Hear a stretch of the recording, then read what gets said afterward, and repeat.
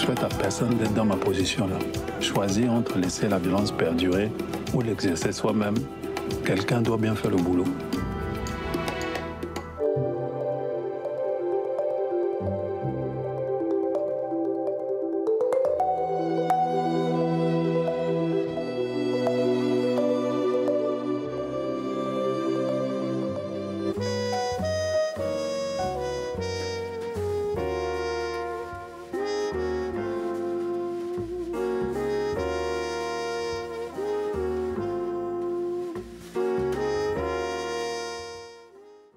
Bienvenue à tous à l'affiche du cinéma avec Indomptable dans les salles, un polar camerounais signé Thomas N'Djijol, une rencontre avec l'artiste mozambicaine Yara Costa qui alerte sur la montée des eaux sur son île.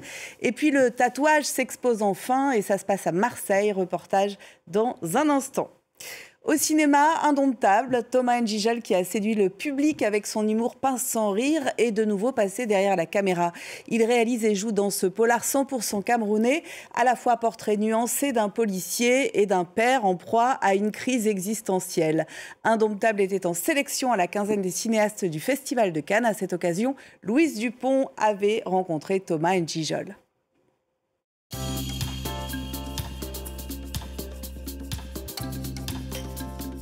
Bonjour, c'est Thomas N'Djijol sur France 24. Appel d'urgence, on signale le meurtre de l'officier de police Albert Koundé. C'est-à-dire qu'on peut mourir dans les bouchons dans ce pays. Il y avait une vendeuse ici, n'est-ce pas? Une femme. Elle faisait les beignets haricots. Commissaire Bilong.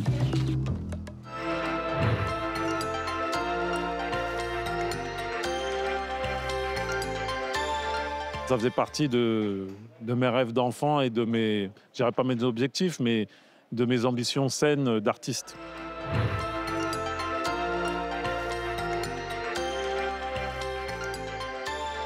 C'est un film qui raconte, qui suit, on va dire, un homme, un policier qui est un peu, justement, tiraillé à deux niveaux entre une enquête policière qui l'obsède, si on peut dire, et sa famille qui est un peu au bord de l'implosion.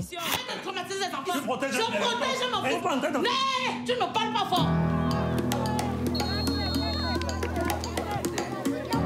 Papa, tout à l'heure, on pourra aller manger une glace. Concentre-toi sur les classes d'abord.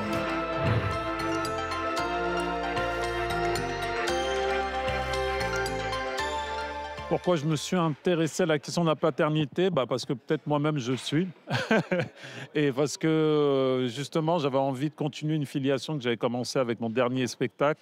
Et j'avais besoin de revenir un peu à moi-même et peut-être à des choses que je n'avais pas réglées moi. Donc voilà, j'avais besoin de parler de revenir à l'intime, ouais.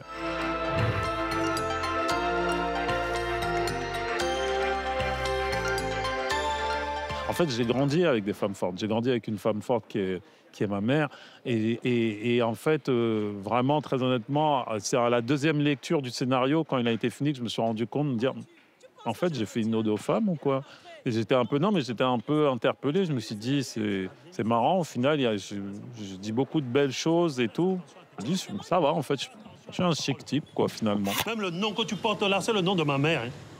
Le nom même de ton arrière-grand-mère. Il faut avoir un peu de conscience de ça. Tu me parles de tradition. Je me suis battu pour que tu aies ce nom-là. Encore et toujours des traditions. Je parle des traditions. Parle-moi comme un père. Sois un peu présent pour ta famille.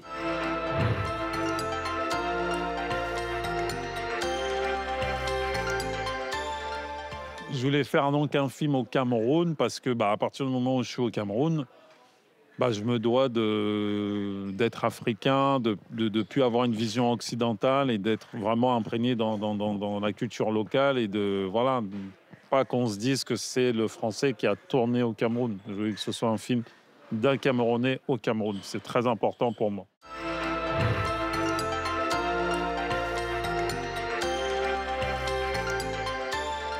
Les techniciens, les comédiens, tout le monde était au rendez-vous. Et il y avait un supplément d'âme qui a fait que vraiment le film a dépassé, était habité par plein de belles choses en fait. La fin du tournage, c'était pas un soulagement, c'était une célébration, clairement.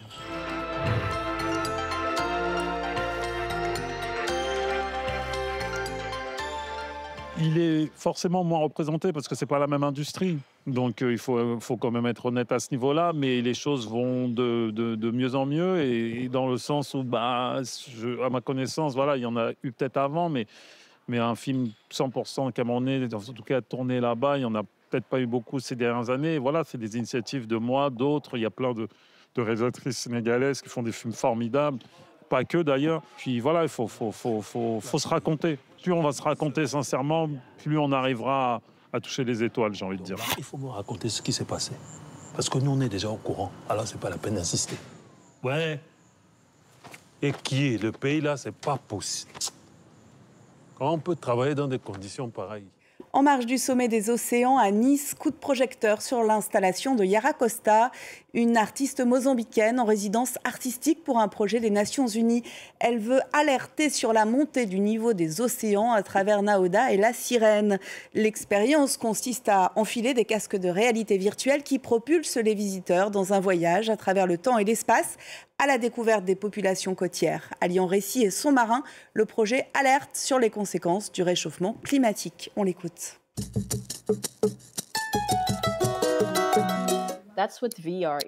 C'est tout l'intérêt de la réalité virtuelle. Ces lunettes vous permettent de voir des mondes insoupçonnés. Vous arrivez à entendre des sons que personne d'autre autour de vous ne peut entendre. Il n'y a plus de frontières, ni de temporalité. On peut bouger d'une façon non linéaire, avec beaucoup de liberté en 360 degrés.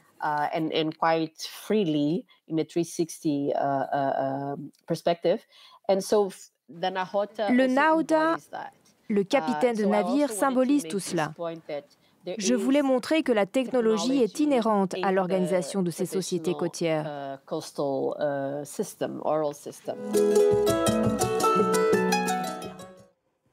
Aujourd'hui, plus d'une personne sur 3 est tatouée en France. C'est près de la moitié en Italie et en Espagne.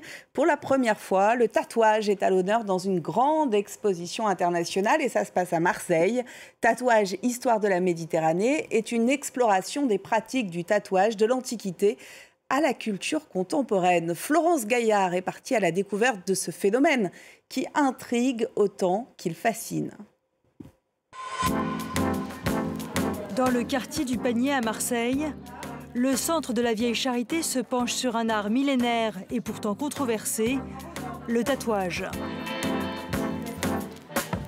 Près de 300 œuvres réunies pour retracer l'histoire de cette pratique, que les Occidentaux ont longtemps considérée comme primitive. Des pratiques qui vont jusqu'à l'insertion d'éléments végétaux, des grains de café ou du corail également, dans les scarifications, dans les tatouages. À côté des archives et des objets ancestraux, des artistes contemporains ont été invités à créer sur les murs de l'exposition, comme le peintre algérien Denis Martinez. J'ai créé l'atmosphère avec cette espèce de couleur frottée pour ensuite revenir avec un graphisme fort, comme un tatouage, qui émerge du sol, qui traverse un cercle comme un espèce de nombril, d'où sortent les énergies créatrices, là, ici, et ça part sur les côtés, et ça va, et ça ressort vers le ciel. S'il fait son entrée au musée, le tatouage a longtemps été le signe de reconnaissance des marginaux. Aujourd'hui, il reste un mode de revendication pour les minorités, à l'image de ce mannequin gay iranien Sharok, contraint à l'exil. Femme, vie, liberté, ce sont les 3 mots du slogan du mouvement progressiste qu'ont démarré les Iraniennes il y a quelques années. Peut-être que ce corps masculin n'est pas toujours fait pour être fort, servir dans l'armée ou aller à la guerre.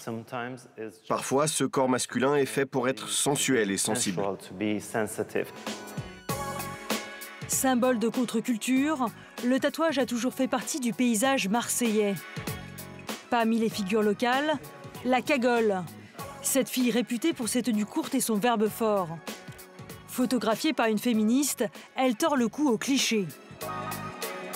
Elle n'a pas l'air complexe et en fait elle l'est, comme le montrent ses tatouages qui sont provoquants et mignons en même temps. Donc Pay me, c'est payez-moi en anglais. Et elle l'arbore fièrement au-dessus de sa poitrine. Elle ne se laisse pas faire par le patriarcat et elle assume sa tenue dans un lieu qui n'est pas fait pour ça. Aujourd'hui, les Européens se réapproprient cet art corporel qui a traversé les âges et la Méditerranée.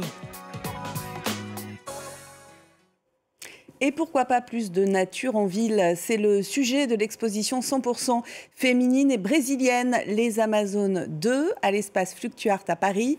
5 artistes brésiliennes imaginent une jungle urbaine et accueillante et éclairent ainsi les enjeux de la prochaine COP30 à Belém face à l'urgence environnementale. On se quitte avec ces images. Merci de votre attention. L'info continue sur France 24.